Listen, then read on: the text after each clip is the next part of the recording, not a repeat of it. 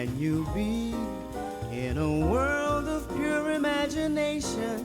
Take a look and you'll see into your imagination. We'll begin with a spin, traveling in the world of my creation.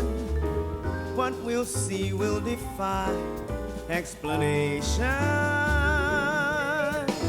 If you want to view paradise, simply look around and view it. Anything you want to do it. Want to change.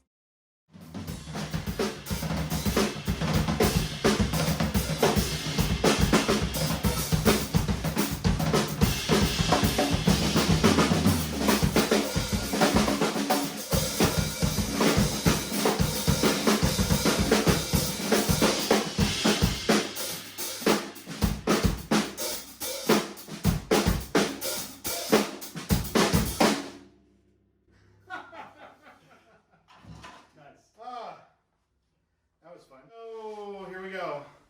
Ladies and gentlemen, thank you so much for joining us. It's I'm already out of breath because we've already been drumming, but it's a whole lot of fun to do this, and I have been thinking like this is going to be so much fun, so much fun, so much fun. So yeah, we're going to spend the day here with obviously some exquisitely beautiful drums and some exquisitely beautiful people directly to my left. Give it up. This is Mr. David Montoya from Laredo, Texas, and if you didn't already know, you were watching the first feed, I guess we can call it, from Genesis Drum and Bugle Corps' creative space here in Austin, Texas. We just wanted to get together and, well, it's a little easy and selfish for me because we're just going to talk about drums and drumming and the experience of drum corps. And we're going to talk a little bit about the overall experience in drum corps and how that has related to the professional facets of our life as musicians, things that we wish we'd have learned a little bit sooner, things we're glad we learned in the process, and just try to make it all relatable to every one of you. Those of you who are thinking about marching drum corps, those of you that are thinking about playing drum set maybe for the first time, and quite frankly, we're just going to have a lot of fun. I've just been really excited about being able to do this. This is David Montoya from Laredo, Texas. He was in the Genesis Drum and Bugle Corps snare line in 2010 and 2011. Until recently, he was living in Los Angeles, and we're going to talk a little bit about that entire experience because I really am curious because I haven't spent really any time on the West Coast. I think it was like one time in college. We got to hang out for like a week and a half, and it was awesome. But yeah, so tell me a little bit about, like, do you know when we're watching those Saturday Night Live skits, they're saying, we're driving down the 405. Oh, yeah. Yeah, so that's a... Okay. 405's a nightmare because there's always traffic, so... So a good buddy of mine who is based out of Nashville, he said when I was making the decision to move from New York, it was either going to be originally Nashville or LA. And Austin also was actually a little further down the list, and unfortunately it all worked out. But like he said, have a decent car and be ready to be in it for a long time. Yes. Okay, so that's basically the experience that you had. Yeah, you can't really get anywhere in LA without a car. Yeah. Because the public transportation system is not as reliable as, like, say, New York. Okay. So, yeah, there's no, like, trains and stuff. There is, but it's only in, like, the main parts of the city. So when you were, snares are so sensitive, I love it. When you were prepped to go to a gig, so like how many hours were you having to consider when you were like, okay, the gig starts at 8, I need to leave my place at 3 o'clock in the afternoon? Yeah, pretty much. I mean, maybe not that much, but we're talking like if the gig's at 8, I'm probably leaving my place at 5. Okay. Yeah. Okay, that's a track. Yeah. Okay. And it, like, maybe Not it's too bad. Did you find that you were doing like turnovers, like there was like 5 bands on the bill that night and you were number 3 and that whole 9 yards? Okay. Oh yeah. That's why they have like the house drum set. You know? Yeah, that didn't get adopted in New York.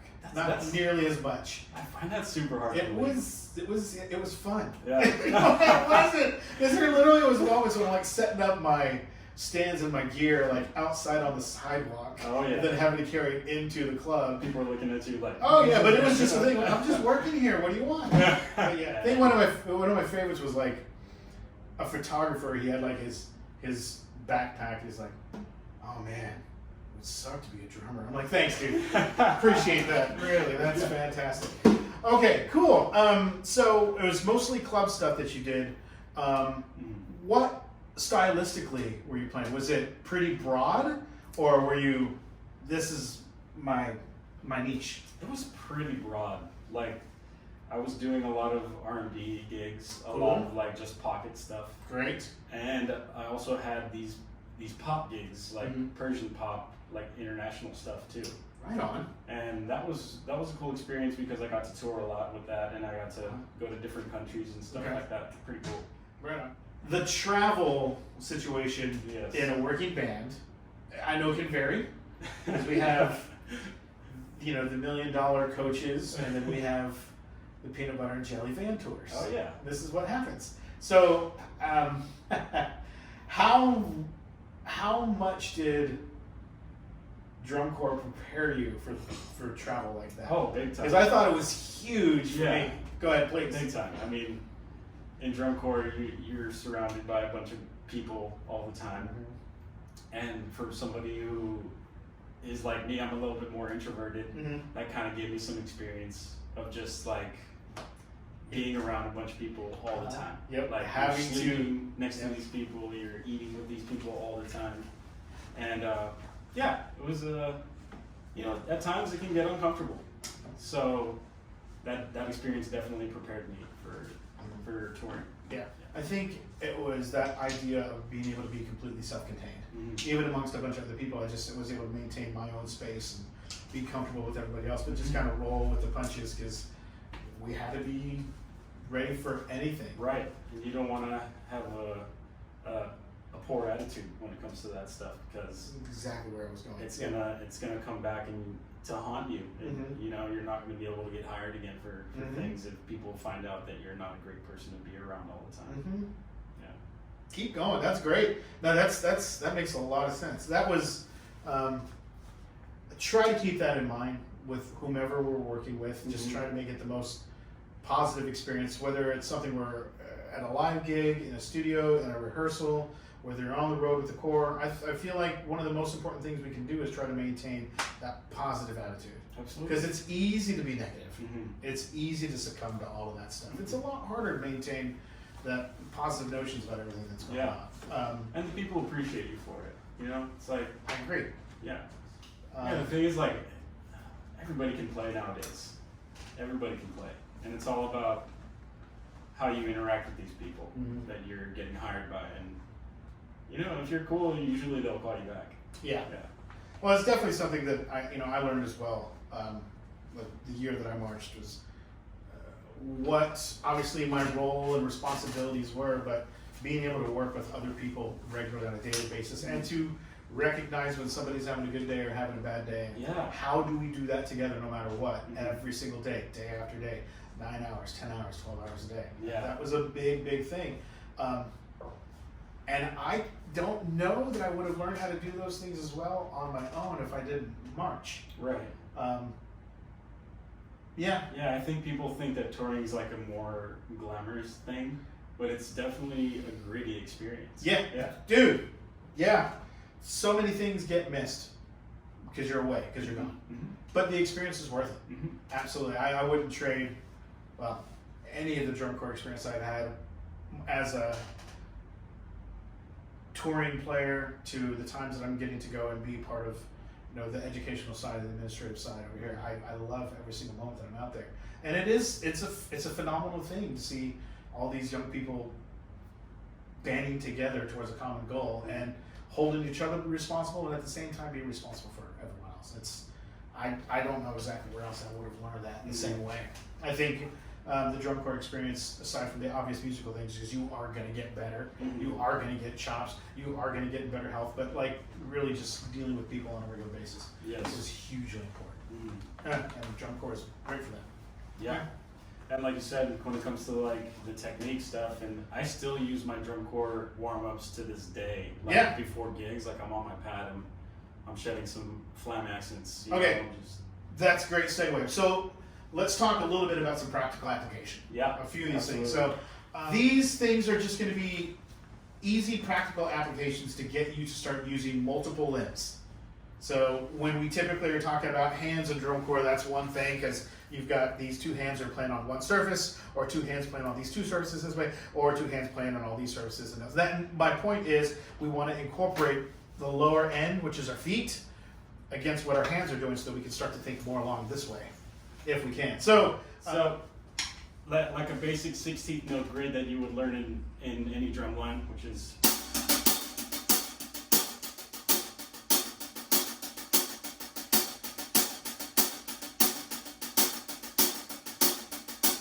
right, You could apply that same thing to a drum beat. right. So let me demonstrate. Please. Here.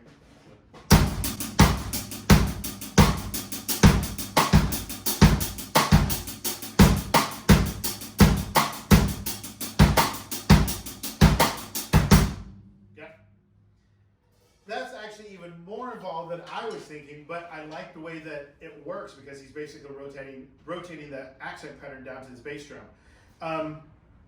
But even that can be rotated around all of your limbs, like, which is going to hurt your brain, because it hurts mine. But the whole idea is that we want to be independent on any limb as much as we possibly can. So if we take the same pattern, at least for me, when I was starting out, I was just keeping time here, play the pattern against it.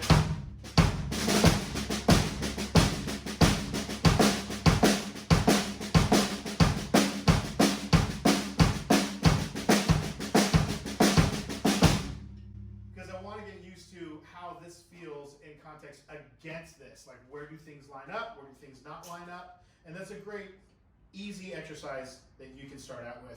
That'll get your hands together, and you can feel that independence start to happen between your right foot, or your left foot if you play bass drum left foot, and your hands. So that's pretty simple, and the majority of every single one of the cats that are out there playing drums already know this, but the reality is there's some that don't, and they're not as comfortable with it. So as a good friend of ours, who we're going to introduce later, was saying, if you're just going over the basics, the foundations every single day, you're not going to be hurting your situation. You're going to be just reinforcing these foundational ideas, and you can never, ever, ever, ever get enough of that. Those things we have to have. If those things are solid, sometimes you can put things on automatic pilot to a degree, because you're not having to think about your hands, you're thinking about musical stuff. But that only happens after you put time in and figuring out how hands work against the feet. That's their website. Yeah, you can just you can contact me on Instagram. Yeah. Montoya_drums. Which, if you haven't checked out what he's got going on, it's a lot of fun. I enjoy watching it. And he does lots of things that I just can't do. So that's okay. That's, different styles, different abilities. We could say that some of it seems more complicated than the other, or something is more valid than the other, but man, that really doesn't matter, because at the end of the day, we're all just trying to. If you aren't getting people to dance, then, well, work on that. We gotta get people to dance. That's the goal here.